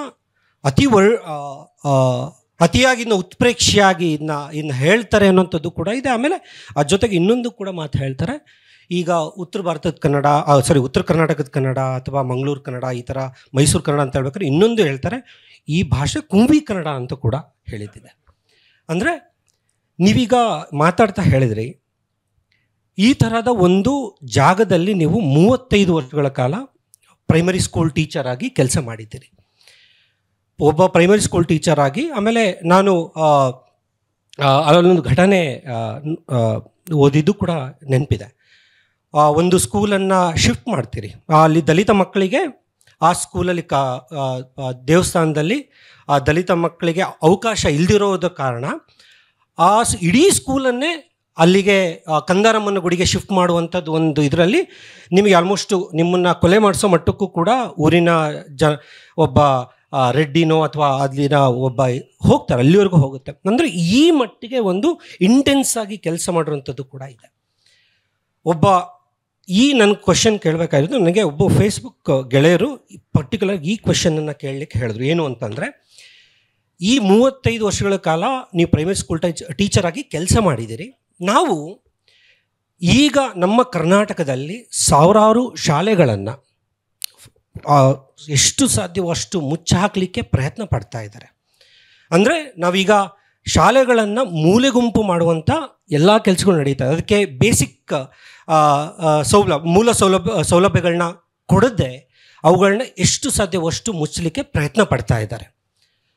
ಹಾಗಾಗಿ ಇಂಥ ಸರ್ಕಾರಗಳು ನನ್ನ ಮಟ್ಟಿಗೆ ಹೇಳೋದಾದರೆ, ಈ ಥರದ ಸರ್ಕಾರನ ನೀವು ಯಾವತ್ತೂ ಕೂಡ ಪ್ರಶ್ನೆ ಮಾಡಿದ್ದೀರಿ. ಹಾಗಾದರೆ ಏನು ಈ ಥರದ ಕೆಲಸಗಳನ್ನ ಸರ್ಕಾರ ಮಾಡಬೇಕು ಅಥವಾ ನಮ್ಮ ಜವಾಬ್ದಾರಿಗಳೇನು ಅಂತ ನೀವು ಹೇಳಬೇಕು. ನಾನು ಕೆಲಸ ಮಾಡ್ತಾ ಇದ್ದಂಥ ಸಂದರ್ಭದಲ್ಲಿ ಇದು ಆ್ಯಕ್ಚುಲಿ ಜಾಗತೀಕರಣ ಅಂತಕ್ಕಂಥದ್ದು ಬಂದು 1991ನಲ್ಲಿ, ಅದು ರಾಜೀವ್ ಗಾಂಧಿ ಪ್ರಣೀತವಾಗಿರ್ತಕ್ಕಂಥ ಶಿಕ್ಷಣ ವ್ಯವಸ್ಥೆ. ಅದು ನಮ್ಮ ದೇಶದಲ್ಲಿ ಏನು ವಿದ್ಯಾರ್ಥಿಗಳು ಪ್ರಾಡಕ್ಟ್ ಉತ್ಪಾದನೆ ಆಗ್ತಾ ಇದ್ದಾರೆ, ಇವ್ರನ್ನ ರೋಬೋಟ್ಗಳನ್ನಾಗಿ ಮಾಡ್ತಕ್ಕಂಥ ಒಂದು ಶಿಕ್ಷಣ ವ್ಯವಸ್ಥೆ. ಅದು ಸೆಮಿಸ್ಟರ್ ಆಟ ಪಾಠ ಸಾಂಸ್ಕೃತಿಕ ಚಟುವಟಿಕೆಗಳು ಇಲ್ಲದೇ ಇರತಕ್ಕಂಥ ಶಿಕ್ಷಣ ಸಂಸ್ಥೆಗಳಿವೆ. ಇದು ಯಾಕೆ ಸರ್ಕಾರ ಇದು ಒತ್ತು ಕೊಡ್ತಾ ಇದೆ ಇಂಗ್ಲೀಷ್ ಎಜುಕೇಷನ್ಗೆ? ಮತ್ತು ಇಲ್ಲಿರ್ತಕ್ಕಂಥ ಇಂಗ್ಲೀಷ್ ಪದವೀಧರನ್ನು ಅಮೇರಿಕ ಪಾಲ್ ಮಾಡಲಿಕ್ಕೆ ಸರ್ಕಾರ ಎಲ್ಲ ರೀತಿಯ ವ್ಯವಸ್ಥೆ ಮಾಡ್ತಾ ಅಲ್ವಾ? ಇದು ಯಾಕೆಂದರೆ ನಮ್ಮನ್ನು ಆಳ್ತಕ್ಕಂಥ ಜನರಲ್ಲಿ 70% ಭಾಗ ಬಂಡವಾಳಶಾಹಿಗಳಿದ್ದಾರೆ. ಆಮೇಲೆ ಹೆಚ್ಚು ಖಾಸಗಿ ಶಿಕ್ಷಣ ಸಂಸ್ಥೆಗಳ ಮಾಲೀಕರು ಈಗ MLAಗಳಾಗಿದ್ದಾರೆ, MP ಗಳಾಗಿದ್ದಾರೆ. ಇವೆಲ್ಲ ಆಗಿರೋದ್ರಿಂದ ಸರ್ಕಾರಿ ಶಾಲೆಗಳ ಬಗ್ಗೆ, ಅವುಗಳ ಅಭಿವೃದ್ಧಿ ಬಗ್ಗೆ ಯಾರೂ ಮಾತಾಡೋಕ್ಕೆ ಸಾಧ್ಯ ಇಲ್ಲ. ಆದರೆ ನಾನು ಕೆಲಸ ಮಾಡ್ತಾ ಇದ್ದಂಥ ಸಂದರ್ಭದಲ್ಲಿ ಈಗ ಜಾತಿ ವ್ಯವಸ್ಥೆ ಎಲ್ಲಿ ಭಾಳ ದಟ್ಟವಾಗಿತ್ತೋ ಅಂತಲ್ಲಿ ಏನಾಗ್ತದಂದರೆ ಇವ್ರಿಗೆ ಮಾತ್ರ ಶಿಕ್ಷಣ ಕೊಡಬೇಕು. ಈಗ ನಾನು ಒಂದು ಸಣ್ಣ ಸಮುದಾಯದಿಂದ ಬಂದಿರತಕ್ಕಂಥವನು. ನಾವೆಲ್ಲ ಏನು ಮಾಡಿದ್ವಿ ಅಂತ ಹೇಳಿದರೆ, ಈ ಕಾನ್ಸಂಟ್ರೇಷನ್ ಕ್ಯಾಂಪ್ನಿಂದ ಕೈದಿಗಳು ತಪ್ಪಿಸ್ಕೊಂಡು ಹೋಗ್ತಾರೆ ನೋಡಿ. ಈ ಪೊಲೀಸರೆಲ್ಲ ಹಿಂಬಲತ್ತಾರೆ ಅವ್ನು ಶೂಟ್ ಮಾಡೋಕ್ಕೆ, ಸೈನಿಕರು ತಪ್ಪಿಸ್ಕೊಂಡು ಹೋದರ ಪೈಕಿ ಒಂದು 7-8 ಜನ ಸತ್ತೋಗ್ತಾರೆ. ನಾವು 2-3 ಮಾತ್ರ ಬದುಕ್ತೀವಲ್ಲ, ನಾವೇ ನಿಜವಾದ ಲೇಖಕರಾಗಿರೋದು. ನಾವು ಅಕ್ಷರಗಳನ್ನ ಕೈಯಲ್ಲಿ ಹಿಡ್ಕೊಂಡು ಓಡಿದ್ದೀವಿ ನೋಡಿ. ಆ ಕೈಯಲ್ಲಿರೋ ಅಕ್ಷರಗಳನ್ನು ಹಿಡ್ಕೊಂಡು ಇಡೀ ಅಕ್ಷರಗಳಿಂದ ಸಿಡಿಮದ್ದಿಗೆ, ಆ ಅಕ್ಷರಗಳಿಗೆ ಸಿಡಿಮದ್ದಿನ ಸ್ವರೂಪ ಕೊಟ್ಟಂಥವರು ಅಲ್ವಾ? ಅದನ್ನು ಒಂದು ನಮ್ಮ ಬದುಕನ್ನು ರೂಪಿಸ್ಕೊಂಡಂತಾರೆ ನಾವಲ್ಲ. ಆಮೇಲೆ ಇದೇ ಒಂದು ನನಗೆ ಅಕ್ಷರ ಸಿಗದೇ ಇದ್ದರೆ ಏನಾಗ್ತಾಯಿತ್ತು, ನಾನು ಯಾವ ಸ್ಥಿತಿಯಲ್ಲಿ ಇರ್ತಾ ಇದ್ದೆ, ಅದಕ್ಕಂಡು ಮಕ್ಕಳನ್ನು ನಾವು ಅಕ್ಷರಸ್ಥರನ್ನಾಗಿ ಮಾಡದೇ ಇದ್ದರೆ ತಪ್ಪಾಗ್ತದಲ್ಲ ಒಬ್ಬ ಶಿಕ್ಷಕನಾಗಿ. ಅದಕ್ಕಂಡು ನಾನು ದಲಿತರಿಗೆ ಶಿಕ್ಷಣ ಕೊಡಬೇಕಂದಾಗ ಅಲ್ಲಿ ಬಂತು. ಇಲ್ಲಿ ದಲಿತರೇ ಬರ್ದಂಗೆ ನೋಡ್ಕೊಂಡ್ರು ಅವರು. ಆಮೇಲೆ ಏನು ಮಾಡಿದೆ, ಅಲ್ಲಿ ಇರ್ಬೋದ್ರಿ. ಯಾಕೆಂದರೆ ಹಳ್ಳಿ ಜನ ಈ ಜಮೀನ್ದಾರಿ ವ್ಯವಸ್ಥೆ ಏನು ಮಾಡ್ತಾಯಿತ್ತು ಅಂದರೆ, ಸರ್ಕಾರಿ ಶಾಲೆಗಳು ಬಂದರೆ ಎಲ್ಲ ಜಾತಿಯ ಜನ ಮಕ್ಕಳು ಕಲಿತಾರೆ, ಅವ್ರಿಗೆ ಆ ವಿದ್ಯೆ ನಿಲ್ಲಕ್ಬಾರ್ದು ಅನ್ನೋ ಕಾರಣಕ್ಕೆ ದೇವಸ್ಥಾನಗಳಲ್ಲಿ ವಿದ್ಯೆ ನಡೆಸ್ತಾಯಿದ್ರು. ನಾನೇನು ಮಾಡಿದೆ, ಇದನ್ನ ಆಗಲಿಲ್ಲ ಅಂತಕ್ಕಂಥ ಸಂದರ್ಭದಲ್ಲಿ ಹೇಳಿದ್ರು, ಇದು ಸರಿಯಲ್ಲ, ನಿಮಗೇನು ಬೇಕು, ಸಂಬಳ ಬೇಕು ತಾನೆ, ಅದು ನೋಡ್ಕೊಂಡು ಹೋಗಿ. ನಾನಿನ್ನು ಅನ್ಮ್ಯಾರಿಡು, ಭಾಳ ಡ್ಯಾಶಿಂಗ್ ನೇಚರ್ ಇತ್ತು. ದಲಿತ ಮಕ್ಕಳಿಗೆ ಶಿಕ್ಷಣ ಕೊಡೋದಕ್ಕಾಗಿ ನಾನು ನನ್ನ 53 kg ಇದ್ದ ದೇಹದ ತೂಕ 22ನೇ ವಯಸ್ಸಿನಲ್ಲಿ 52 kg ಇದ್ದೆ ನಾನು. ಆಮೇಲೆ ನಾನು ಒಂದು 3-4 ಇಯರ್ಸ್ನಲ್ಲಿ ವೆಯ್ಟ್ ಲಿಫ್ಟ್ ಮಾಡ್ತಾಯಿದ್ದೆ, ಬಾಡಿ ಬೆಳೆಸ್ಕೊಂಡೆ. ನನ್ನ ಕಂಡ್ರೆ ಸ್ವಲ್ಪ ಜಮೀನ್ದಾರರು ಎದರ ರೀತಿಯಲ್ಲಿ ನನ್ನ ವ್ಯಕ್ತಿತ್ವವನ್ನು ರೂಪಿಸ್ಕೊಂಡೆ. ಅವಾಗ ನನ್ನ ಬಾಡಿ ಸಹಿತ ಮಕ್ಕಳನ್ನ ಕಂದಾರಮ್ಮ ಸ್ಕೂಲ್ ಅಂತ ಹರಿಜನಿ ಕೇರಿಗೆ ತಗೊಂಡೋಗಿ, ಅಲ್ಲಿ ಮಕ್ಕಳಿಗೆ ಹೆಸರು ಇರಲಿಲ್ಲ. ಕರಗಿದ್ರೆ ಕರಿಯ, ಬಡಕ, ಈ ಥರ ಹೆಸರುಗಳು. ಆಮೇಲೆ ನಾವೆಲ್ಲ ಮಕ್ಕಳಿಗೆ ಹೆಸರಿಟ್ಟಿವಿ ನಾವು.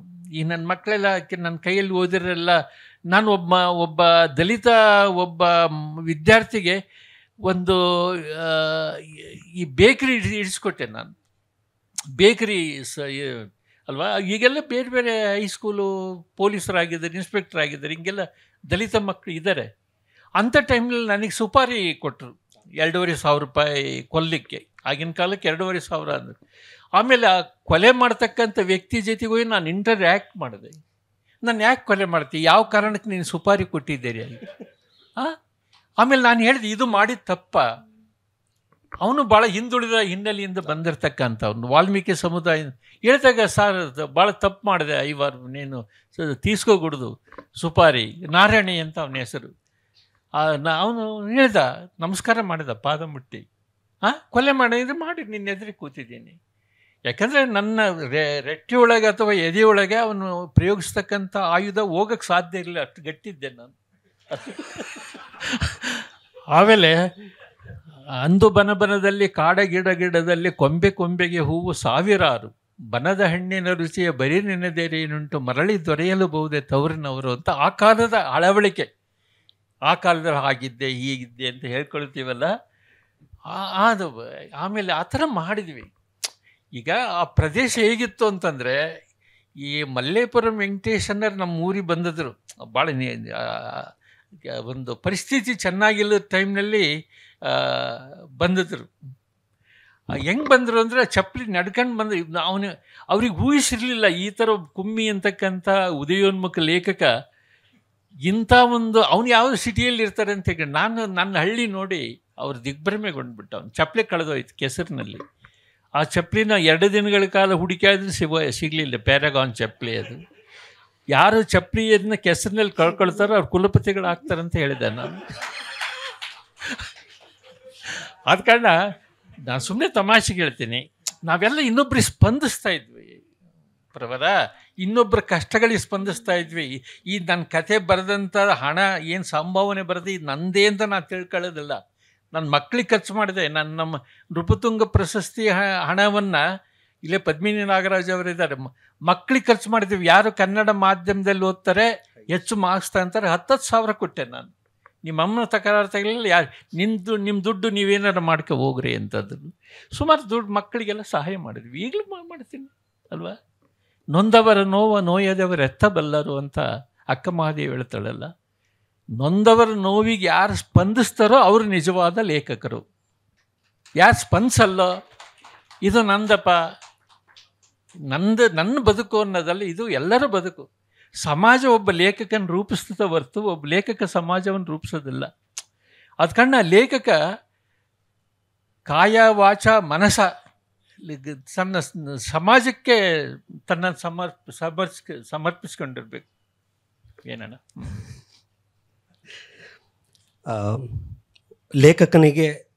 ಲೇಖಕನಾಗಿ ಆಮೇಲೆ ಯಾವುದೇ ಒಬ್ಬ ಕಲಾವಿದನಾಗಿರ್ಬೋದು ಅಥವಾ ಹಾಡುಗಾರ ಅಥವಾ ಯಾವುದೇ ಒಂದು ಕಲಾ ಮಾಧ್ಯಮದ ಬೇರೆ ಬೇರೆ ವಿಭಾಗಗಳಲ್ಲಿ ಇರ್ಬೋದು, ಒಬ್ಬ ಕಲಾವಿದನಿಗೆ ಒಂದಿಷ್ಟು ಬದ್ಧತೆಗಳಿರ್ತದೆ. ಈಗ ನೀವೊಬ್ಬ ಲೇಖಕನಾಗಿ ನಿಮಗೆ ಒಂದು 20 ಪ್ರೇಮ ಪತ್ರಗಳು ಆಲ್ರೆಡಿ ಬಂದಿದೆ. ಪ್ರೇಮ ಪತ್ರಗಳು ಅಂದರೆ, ನಿನ್ನ ಕೊಲೆ ಮಾಡ್ತೀವಿ, ನೀನು ಪ್ರಶ್ನೆ ಮಾಡಿದ್ರೆ ನಿನ್ನನ್ನು ಇಲ್ಲಾಗಿಸ್ತೀವಿ, ಅಥವಾ ಇದಕ್ಕಿಂತ ಮುಂಚೆ ಆಗಿರೋವಂಥ ಗೌರಿ ಲಂಕೇಶ್ಗೆ ಆಗಿರೋ ಥರನೇ, ಆಮೇಲೆ ಪನ್ಸಾರೆಗೆ ಆಗಿರೋ ಥರನೇ, ಕಲಬುರ್ಗಿಯವರಿಗೆ ಆಗಿರೋ ಥರನೇ ನಿಮಗೂ ಆಗುತ್ತೆ, ಹುಷಾರ್ ಕುಂವಿ.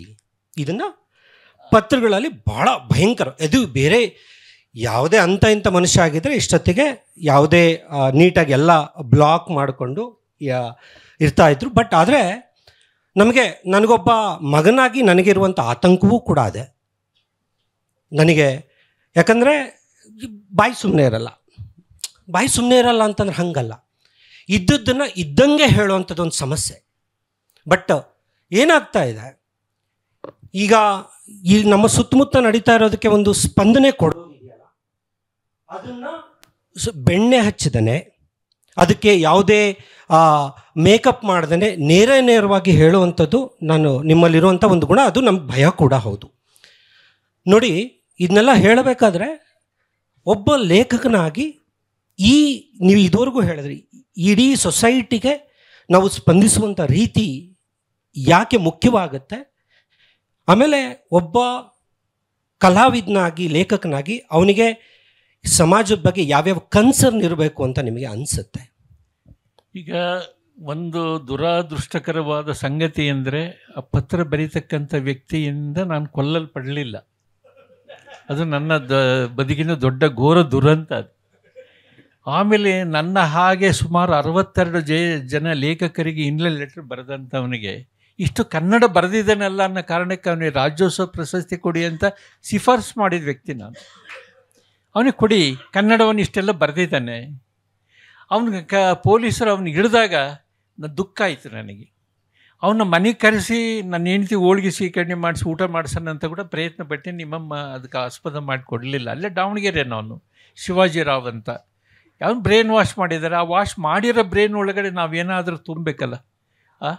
ಅದು ಕಾರಣ ನಾನು ಯಾವಾಗ ನಾನು ನಿಜವಾದ ಲೇಖಕ ಅನ್ನಿಸ್ತು ಅಂತಂದರೆ ಇಷ್ಟು ಪತ್ರಗಳು ಬರೆದಿದ್ದಾನಲ್ಲ, ನನ್ನ ಅಭಿವ್ಯಕ್ತಿಯ ನಿಲುವು ಸಮರ್ಥನೀಯವಾಗಿ ಇವನು ಲೇಖಕ ಅನ್ನೋ ಥರ ಅವನು ಪರಿಗಣಿಸಿದ್ದಾನಲ್ಲ ಅನ್ನೋದು ಕೂಡ ಸಂತೋಷನೇ ಅದು. ನಾನು ಲೇಖಕ ಅನ್ನೋ ಆತ್ಮವಿಶ್ವಾಸ ಬಂದದ್ದು ಆ ಭಯೋತ್ಪಾದಕನಿಂದ ಅಲ್ವಾ. ಇದು ಹೆಚ್ಚು ಯಾರು ಇನ್ವಾಲ್ವ್ ಆಗಿರ್ತಾರೆ. ಇವತ್ತಿನ ಸಮಾಜ ನೋಡಿ ಇವತ್ತೇನಾಗಿದೆ, ಇಂಥ ಒಂದು ಮೇರಾ ದೇಶ್ ಮಹಾನ್ ಅಂತ ಕರಿತೀವಲ್ಲ, ಇದು ವೆರಿ ನಾನ್ಸೆನ್ಸ್. ಅದು ನಮ್ಮ ದೇಶದಲ್ಲಿ ಇಷ್ಟು ಜಾತಿಗಳಿವೆ, ಈ ಧರ್ಮಗಳಿವೆ, ಇದೆ. ಅದ್ರ ಮನುಷ್ಯ ಮಾತ್ರ ಅಪವಿತ್ರನಾಗಿ ನೋಡ್ತಕ್ಕಂಥ, ಮನುಷ್ಯನನ್ನು ಜಾತಿ ಕಾರಣಗಳಿಗೆ ದೂರ ಇಡ್ತಕ್ಕಂಥ. ಈಗ ಒಬ್ಬ ಹೇಳಿದ ರಾಜಕಾರಣಿ, ಈ ಮೊನ್ನೆ ಗಂಗಾ ನದಿಯ ಫ್ಲಡ್ ಬಂದು ಎಷ್ಟೋ ಜನ ಸತ್ತೋದ್ರಲ್ಲ, ಅವರೆಲ್ಲ ಸ್ವರ್ಗಕ್ಕೆ ಹೋದರು ಅಂತ ಹೇಳ್ಬಿಟ್ಟು ಅವನು ಪುಣ್ಯ ಮಾಡಿದಿರಿ, ಗಂಗಾ ನದಿಯ ಪ್ರವಾಹದಿಂದ ನೀವು ಸ್ವರ್ಗಕ್ಕೆ ಹೋಗಿದ್ದೀರಿ ಅಂತ ಒಬ್ಬ ರಾಜಕಾರಣಿ ಹೇಳ್ತಾನೆ. ಇಂಥ ಒಬ್ಬ ಗೌರವಾನ್ವಿತರ ಮೂರ್ಖರು ರಾಜಕಾರಣಿಗಳಾಗಿರೋ ನಮ್ಮ ಪ್ರಜಾಪ್ರಭುತ್ವದ ವ್ಯವಸ್ಥೆಯಲ್ಲಿ ಒಬ್ಬ ಲೇಖಕನಾಗಿ ನನ್ನ ಜವಾಬ್ದಾರಿ ಏನು? ಇದು ಭಾಳ ಮುಖ್ಯವಾಗಿರ್ತಕ್ಕಂಥ. ಯಾಕಂದರೆ ಎಷ್ಟೋ ಜನ ಹುತಾತ್ಮರಾಗಿದ್ದಾರೆ. ನಮ್ಮ ಕಲಬುರ್ಗಿ ಬಗ್ಗೆ ನನಗೆ ಯಾಕೆ, ನಮ್ಮ ಕಲಬುರ್ಗಿ ಸಾರ್ ಬಗ್ಗೆ ಇದೆ, ನಮ್ಮ ಗೌರಕ್ಕನ ಬಗ್ಗೆ ಯಾಕೆ ನನಗೆ ಗೌರವ ಅಂತ ಹೇಳಿದರೆ, ಒಂದು ಕಾರಣಕ್ಕೆ ಅವರು ಗೈರು ಹಾಜರಿ ಮಾಡಿದಾರಲ್ಲ ಅಲ್ವಾ. ಆ ಥರ ಲೇಖಕರು ಹೆಚ್ಚು ಎಲ್ಲಿ ಗೈರು ಹಾಜರಿ ಆಗ್ತಾರೋ ದೈಹಿಕವಾಗಿ, ಅಲ್ಲಿ ಒಂದು ಸಾಹಿತ್ಯ ಜೀವಂತವಾಗಿರುತ್ತೆ. ಇದು ನನ್ನ ಇದೇ ಅಷ್ಟೆಲ್ಲ. ಬೇರೆ ದೇಶಗಳು ತಗೊಳ್ಳಿ, ನೀವೇನಾದರೂ ಲ್ಯಾಟಿನ್ ಅಮೇರಿಕನ್ ಅಥವಾ ಆಫ್ರಿಕನ್ ಕಂಟ್ರೀಸು, ಈ ಅಭಿವೃದ್ಧಿಶೀಲ ರಾಷ್ಟ್ರಗಳಲ್ಲಿ ನಡೀತಕ್ಕಂಥ ಸಾಹಿತ್ಯಕ ಚಟುವಟಿಕೆಗಳು ಹೋಲಿಸಿದ್ರೆ ನಮ್ಮಲ್ಲಿ ಆ ಥರ ಇಲ್ಲ.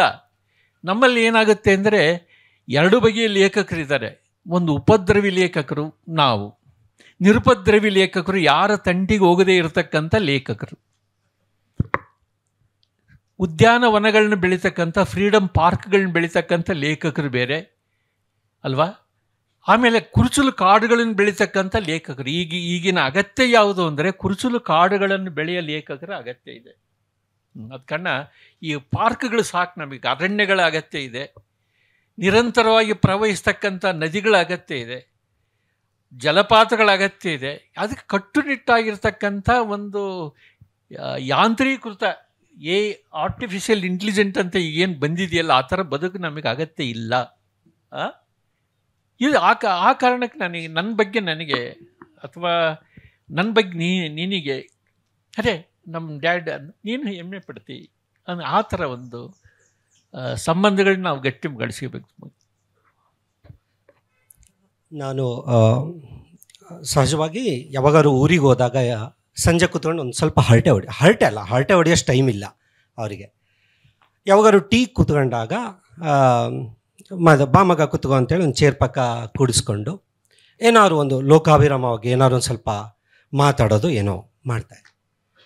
ಈ ಕ್ಷಣಗಳಲ್ಲಿ ನನಗೆ ನಾನು ಅಪ್ಪನ ಜೊತೆ ಕೂತ್ಕೊಂಡಾಗ ಮಾತು ಸ್ವಲ್ಪ ಅಲ್ಲ, ಆಲ್ಮೋಸ್ಟ್ ಕಮ್ಮಿ. ಆದರೆ ಅವರು ಬೇರೆ ಬೇರೆ ತನ್ನ ಬದುಕಿನ ಬೇರೆ ಬೇರೆ ಆಯಾಮಗಳನ್ನ ಬಿಚ್ಚಿಡ್ತಾ ಹೋಗ್ತಾರೆ. ಅದು ನನಗೆ ಬಹಳ ದೊಡ್ಡ ಅಡ್ವಾಂಟೇಜ್ ನನಗೆ ಪರ್ಸನಲಿ. ನನಗೆ ಅವರ ಸಣ್ಣ ಆ ಬಾಲ್ಯದ ದಿನಗಳನ್ನೆಲ್ಲ ನನಗೆ ಒಂದಿಷ್ಟು ಹೇಳ್ಬೇಕಾದ್ರೆ ಅದನ್ನು ನೀವು ಆತ್ಮಕಥೆಯಲ್ಲಿ ಹೋದರೆ ಅದು ಗೊತ್ತಾಗತ್ತೆ ನನಗೆ. ಸುಮಾರು ಒಂದು 5-6ನೇ ಕ್ಲಾಸು ಅನಿಸುತ್ತೆ. ಆವಾಗ ಅಪ್ಪ ಹಳೆ ಮನೆ ಜಂತಿ ಮನೆ ಅದು. ಅಲ್ಲಿ ಒಳಗಡೆ ಅಪ್ಪಾಜಿ ಬರಿತಾ ಕೂತ್ಕೊಂಡ್ರು. ಒಬ್ಬರು ಯಾರೋ ಬೇಡ್ಕೊಳ್ತಾ ಬರ್ತಾರೆ, ಜೋಗಮ್ಮ ಅಂತ ಅನ್ಸುತ್ತೆ, ತಲೆ ಮೇಲೆ ದೇವ್ರು ಹೊತ್ತಿದ್ರು. ಬಂದಾಗ ಕೇಳಿದ್ರು ಹಿಂಗೆ ಕೊಡು ಅಂತ. ನಾನೇನು ಮಾಡಿದೆ, ದೊಡ್ಡ ದಿಮಾಕಿಂದ ಮುಂದಕ್ಕೆ ಹೋಗಮ್ಮ. ಅಪ್ಪ ಒಳಗಡೆಯಿಂದ ಸೌಂಡ್ ಬಂತು, ಮಗ ಬಾಯಿಲಿ ತಗ 2 ರೂಪಾಯಿ 5 ರೂಪಾಯಿ ಏನೋ ಕೊಡ್ತು. ಕೊಟ್ಟು ಬಾ. ಕೊಟ್ಟು ಓಕೆ ಸೈಲೆಂಟಾಗಿ ಹೋಗಿ ಅಮ್ಮ 1 ನಿಮಿಷ ಅಂತ ಕೊಟ್ಟು ಹಿಂಗೆ ಬಂದೆ. ಬಂದಾದಮೇಲೆ ಅವಾಗ ನೀವು ರೈಲ್ವೆ ಸ್ಟೇಷನ್ನಲ್ಲಿ ಒಂದು 10th ಆದಮೇಲೆ ಒಂದು ಹೊಸಪೇಟೆ ರೈಲ್ವೆ ಸ್ಟೇಷನಲ್ಲಿ ಕೆಲಸ ಮಾಡ್ತೀರಿ. ಆವಾಗ ಒಂದು ಆ ಕೆಲಸ ಮಾಡಬೇಕಾದ್ರೆ ಅವಾಗಿನ ಒಂದು ಇದನ್ನು ಹೇಳಿದ್ರಿ ನನಗೆ. ಕೆಲಸ ಮಾಡಬೇಕಾದ್ರೆ ವಾರಕ್ಕೊಂದ್ಸಲ ನಿಮಗೆ ಬರ್ತಾ ಇದ್ದಿದ್ದು ಅನಿಸುತ್ತೆ. ವಾರಕ್ಕೊಂದ್ಸಲ ಬಟವಾಡೆ ಆಗ್ತಾಯಿತ್ತು, ತಿಂಗಳಿಗೊಮ್ಮೆ. ಆ ಸಲ ಲೇಟ್ ಆಗುತ್ತೆ. ಲೇಟ್ ಆದಾಗ 3 ದಿನವೂ ಇವಯ್ಯ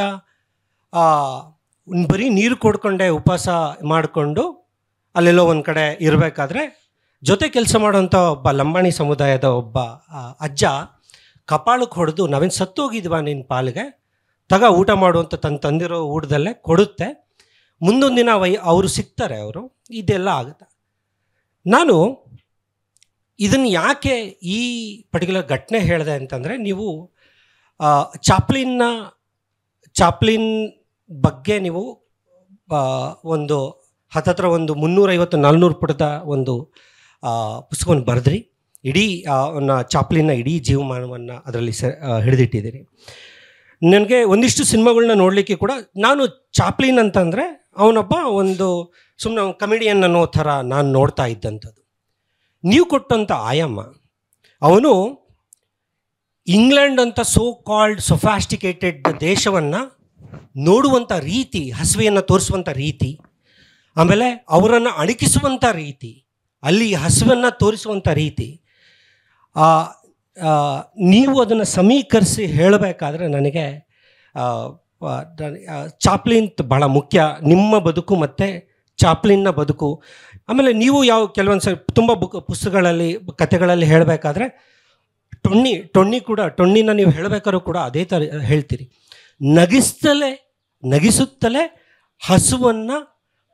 ಹಸುವಿನ ಹಿಂದಿರುವಂಥ ಕ್ರೌರ್ಯವನ್ನು ಹೇಳುವಂಥದ್ದು ಇದೆಯಲ್ಲ, ನನಗೆ ಬಹಳ ಮುಖ್ಯ ಅನಿಸುತ್ತೆ. ಸೊ ನಿಮ್ಮಿಂದ ನಾನು ಯಾವುದು ಚಾಪ್ಲಿನ್ನ ಒಂದಿಷ್ಟು ಯಾಕೆ ನಿಮ್ಮ ಬದುಕಿಗೆ ತುಂಬ ಹತ್ತಿರ ಅನ್ನಿಸ್ತಾನೆ ಅಂತ ಕೇಳಬೇಕು. ಈಗ ನಾವಿದ್ದಂಥ ಈಗ ಅಶೋಕ್ ಶೆಟ್ಟರ್ ಇದ್ದಾರೆ, ನಮ್ಮ ಸಮಕಾಲೀನರು. ನಾವೆಲ್ಲ ಪ್ರಥಮ ಪಂಚವಾರ್ಷಿಕ ಯೋಜನೆಯಲ್ಲಿ ಹುಟ್ಟಿದವ್ರು ನಾವೆಲ್ಲ.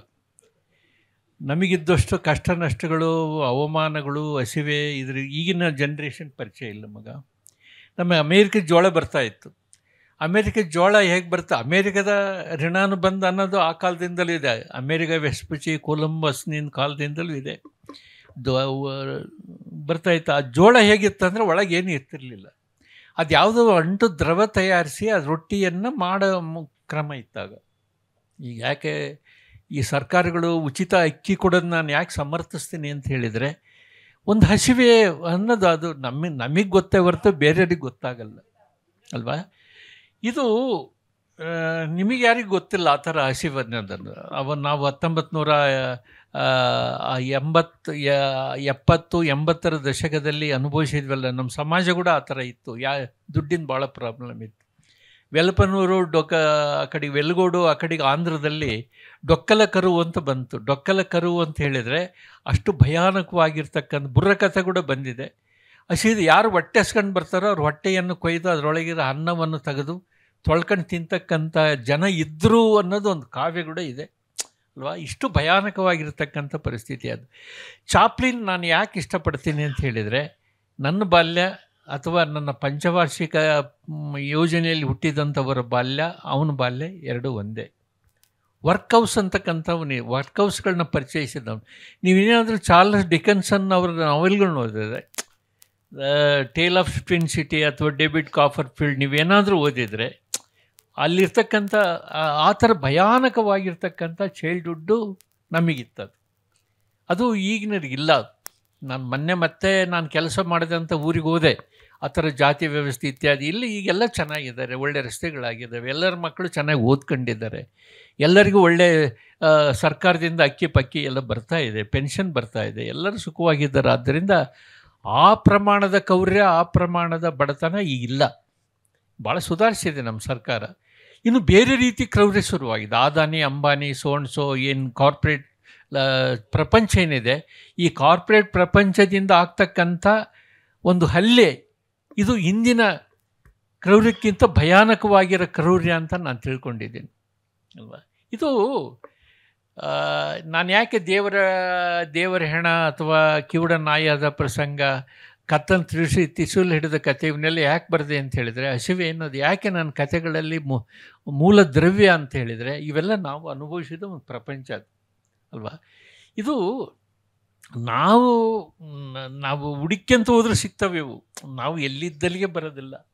ಅದು ಕಾರಣ ಬ್ಲೇಕ್ ಹೇಳ್ತಾನೆ, ನೀ ಅಂಗೈಯಲ್ಲಿ ಪ್ರಪಂಚವನ್ನು ಆವಹಿಸ್ಕೊಳ್ಬೇಕು ಅಂತ ಹೇಳ್ತಾನಲ್ಲ, ಹಾಗೆ ನಾವೆಲ್ಲ ಪ್ರಪಂಚವನ್ನು ಆವಹಿಸ್ಕೊಂಡು ಬರೆದಂಥ ಜನ ನಾವು ಅಲ್ವಾ. ಅದು ಕಾರಣ ನಾವು ರೊಮ್ಯಾಂಟಿಕ್ಕಾಗಿ ಎಲ್ಲಿಯೂ ಬರೆಯೋಕ್ಕಾಗಲಿಲ್ಲ.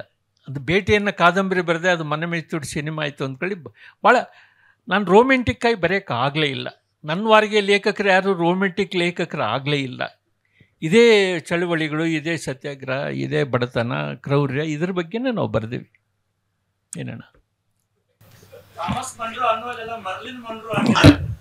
ಪರ್ಪಟ್ ಅದು ಮರ್ಲಿನ್ ಮನ್ರೋ ಇನ್ನೂ ಕಾಡ್ತಾ ಇದ್ದಾಳೆ, ನಾನು ಬರೀಬೇಕು. ಮರ್ಲಿನ್ ಮನ್ರೋ ಬಗ್ಗೆ ಭಾಳಷ್ಟು ಬುಕ್ಸ್ ತರಿಸಿಟ್ಕೊಂಡಿದ್ದೀನಿ. ಆಕೆ ಕೊಡೋದು ಭಾಳ ಕಷ್ಟ. ಆಕೆ ಚೈಲ್ಡ್ಹುಡ್ ಏನಾದರೂ ನೀವೇನು ನೋಡಿದರೆ ಭಯಾನಕವಾಗಿರ್ತಕ್ಕಂಥ ಒಂದು ಚೈಲ್ಡ್ಹುಡ್ ಅನುಭವಿಸಿದ ಒಬ್ಬ ಮಹಾನ್ ನಟಿ, ಮಹಾನ್ ಸುಂದರಿ ಮರ್ಲಿನ್ ಮನ್ರೋ. ಥಾಮಸ್ ಮನ್ರೋ ಮೊಮ್ಮಗಳಾಗಬೇಕಾಕಿ. ಅಲ್ಲ, ನಾನು ತಮಾಷೆ ಹೇಳಿದೆ.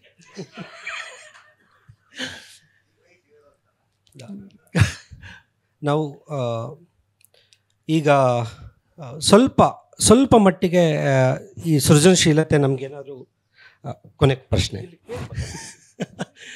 ಸ್ವಲ್ಪ ಮಟ್ಟಿಗೆ ಸೃಜನಶೀಲತೆ ನಮಗೇನಾದ್ರು ಬಂದಿದ್ದರೆ, ಈಗ ಸ್ವಲ್ಪ ಹಿಂದೂಸ್ತಾನಿ ಕೇಳುವಂಥದ್ದು ಇರ್ಬೋದು, ಅಥವಾ ಸಾಹಿತ್ಯ ಓದೋದೇ ಇರ್ಬೋದು, ಅಥವಾ ಪದ್ಯ ಬರೆಯೋದು ಓದೋದು ಬಂದಿದ್ದರೆ, ಅದು ಅದರ ನೀವು ಒಂದು ಕಾರಣ ಆದರೆ, ಅದು ಅಮ್ಮ ಅನ್ನಪೂರ್ಣಮ್ಮನೂ ಕೂಡ ಒಂದು ಮಟ್ಟಿಗೆ ಕಾರಣ. ಯಾಕಂದರೆ ಒಳ್ಳೆ ಓದುಗಳು ಹೌದು, ಒಳ್ಳೆ ನನಗೆ ಸ್ವಲ್ಪ ಹಾಡಿನ ಹುಚ್ಚು ಹಿಡಿಸಿದಂಥವ್ರು ಕೂಡ ಹೌದು. ಆದರೆ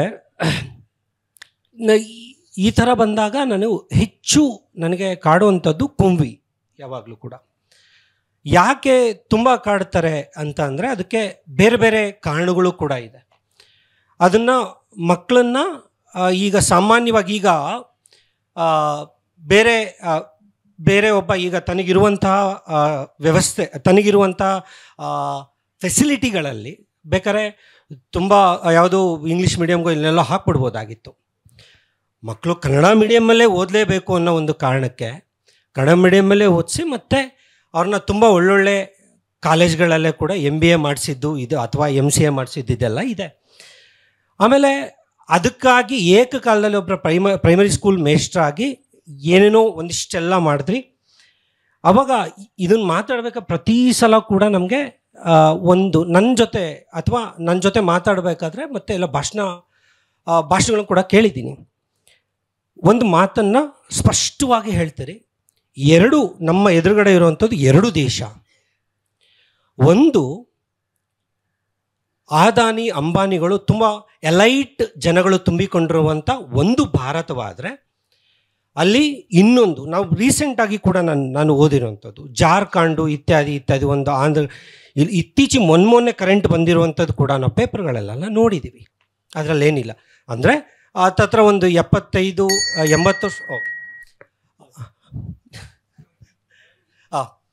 ಆಗಿ ಕೂಡ ನಮಗೆ ಇಲ್ಲಿ 2 ಥರದ ದೇಶಗಳನ್ನ ನಾವು ಎದುರುಗಡೆ ನೋಡಬೇಕು ಅಂತಲೂ ಕೂಡ ನೀವು ಹೇಳಿದ್ದೀರಿ. ನನಗೆ ಈ ಡಿಫ್ರೆನ್ಸನ್ನು ನಾವು ಅರ್ಥ ಮಾಡ್ಕೊಳ್ಳೋದು ಹೇಗೆ? ನಮ್ಮ ಯುವ ಸಮುದಾಯ, ನನ್ನಂಥ ಹಲವಾರು ಸಮಾನ ಮನಸ್ಕರು ಅಂತ ನಾವೇನು ಬರಿತಾ ಇದ್ದೀವಿ, ಅರ್ಥ ಮಾಡ್ಕೊಳ್ಳೋ ರೀತಿ ಹೇಗೆ? ಆಮೇಲೆ ನಮ್ಮ ಇವತ್ತು ಎಜುಕೇಷನ್ ಒಂದು ದುರಂತ ಅಂತ ಹೇಳಿದರೆ, ಸಮಾಜದಿಂದ ವಿದ್ಯಾವಂತರನ್ನ ಬೇರ್ಪಡಿಸ್ತಕ್ಕಂಥ ಕೆಲಸ ನಡೀತಾ ಇದೆ. ಇದು ಸರಿಯಲ್ಲ. ಇದು ಈಗ ಎಷ್ಟೋ IT ವಿದ್ಯಾರ್ಥಿಗಳು, ಸ್ಟೂಡೆಂಟ್ಸು ಅವರೆಲ್ಲ ನೋಡ್ತೇವೆ. ಈಗಲೂ ಕೂಡ ಗ್ರಾಮೀಣ ಪ್ರದೇಶಕ್ಕೆ ಹೋಗಿ ಏನೋ ಒಂದು ಅವರಿಗೆ ಸ್ಪಂದಿಸ್ತಕ್ಕಂಥ ಕೆಲಸವನ್ನು ಮಾಡ್ತಾ ಇದ್ದಾರೆ ಅಲ್ವಾ. ಆದರೆ ಓದುವ ಕ್ರಮ ಓದ್ತಾ ಇಲ್ಲ. ಓದದೇ ಇರತಕ್ಕಂಥ ಒಂದು ಸೋ ಕಾಲ್ಡ್ ಎಜುಕೇಟೆಡ್ಸ್ ಏನಿದ್ದಾರೆ ಇವರು ಸರಿಯಲ್ಲ. ಓದಬೇಕಲ್ಲ. ಈಗ ಲಂಕೇಶರ ರೊಟ್ಟಿ ಕಥೆಯನ್ನು ಓದ್ತಾ ಇದ್ದರೆ, ರಾಘವೇಂದ್ರ ಕಾಸನೀಸ್ ಅವರ ತಬ್ಬಲಿಗಳು ಓದ್ತಾ ಇದ್ದರೆ ಸಮಾಜ ಹೇಗೆ ಅರ್ಥ ಆಗೋಕ್ಕೆ ಸಾಧ್ಯ? ಮಾಲ್ರೋನ ಮ್ಯಾನ್ಸ್ಫೇಟ್ ಕಾದಂಬರಿ ಓದ್ತಾ ಇದ್ದರೆ, ಚಾಪ್ಲಿನ್ ಫಿಲಮ್ ನೋಡ್ತಾ ಇದ್ದರೆ, ಚಾಪ್ಲಿನ್ ಕೊನೆಯವರೆಗೂ ಅವನಿಗೆ ಆಸ್ಕರ್ ಅವಾರ್ಡ್ ಬರಲೇ ಇಲ್ಲ, ವಿಶೇಷ ಪ್ರಶಸ್ತಿ ಕೊಟ್ಟರು ಕೊನೆಗಷ್ಟೇ. ಯಾಕಂದರೆ ಅವನು ತಮಾಷೆ ವಿದೂಷಕ ಅನ್ನೋ ಲೆವೆಲ್ನಲ್ಲೇ ಮಾತಾಡಿದ್ರು. ಅದ ಕಾರಣ ಹೆಚ್ಚು ನಮ್ಮ ಪಠ್ಯಕ್ರಮದಲ್ಲಿ ಕೂಡ ಗ್ರಾಮೀಣ ಭಾರತವನ್ನು ಪರಿಚಯಿಸ್ತಕ್ಕಂಥ ಕೆಲಸವನ್ನು ಮಾಡಬೇಕಾದ. ದುರದೃಷ್ಟವಶಾತ್ ಈಗ ಅದು ಆಗ್ತಾ ಇಲ್ಲ. ಬೇರೆ ಹಿಮ್ಮುಖ ಚಲನೆ ಶುರುವಾಗಿದೆ ನಮ್ಮ ಸರ್ಕಾರಗಳ ಮೂಲಕ. ನಮ್ಮ ಎಜುಕೇಷನ್ ಸಿಸ್ಟಮ್, ಎಲ್ಲ ಸಿಸ್ಟಮ್ ಕೂಡ ಹಿಮ್ಮುಖ ಚಲನೆ ಶುರುವಾಗಿದೆ. ಇದು ನಾಟ್ ಗುಡ್ ಅಂತ ಅನ್ನಿಸ್ತದೆ. ಇದು ನಿಮ್ಮಂಥ ಒಬ್ಬ ಸ್ವಲ್ಪ ಪ್ರಜ್ಞಾವಂತ ಮಕ್ಕಳು ನನಗೆದಿರಲ್ಲ, ಅದೇ ನನ್ನ ಸಂತೋಷ.